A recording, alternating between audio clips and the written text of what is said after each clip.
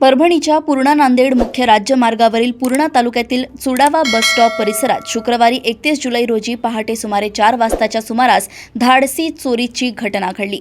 अज्ञात चोरट्यांनी चुडावा येथील प्रल्हाद गुलाबराव देसाई यांच्या समीक्षा साडी सेंटर या दुकानाचे शटर वाकवून आत प्रवेश केला आणि गल्ल्यातील सुमारे 15,000 रुपयांची रोकड लंपास करून पोबारा केला। मिळालेल्या माहितीनुसार पहाटेच्या सुमारास चोरट्यांनी दुकानाचे शटर उचकटून आत प्रवेश केला। दुकानातील रोकड घेऊन ते पसार होत असतानाच गस्तीवर असलेल्या चुडावा पोलिसांच्या निदर्शनास हा प्रकार आला। पोलिसांनी तातडीने घटनास्थळी धाव घेत चोरट्यांचा पाठलाग सुरू केला। मात्र चोरट्यांनी लाल रंगाच्या कारमधून भरधाव वेगाने पळ काढत पोलिसांना हुलकावणी दिली।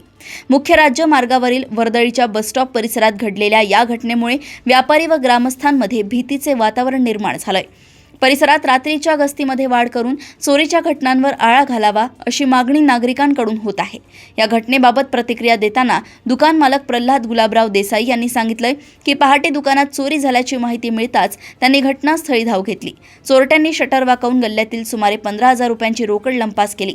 बस स्टॉप सारख्या वर्दळीच्या ठिकाणी अशी घटना घडणे धक्कादायक असून पोलिसांनी सीसीटीव्ही फुटेज व इतर तांत्रिक पुराव्यांच्या आधारे आरोपींना तातडीने अटक करावी अशी मागणी त्यांनी केली।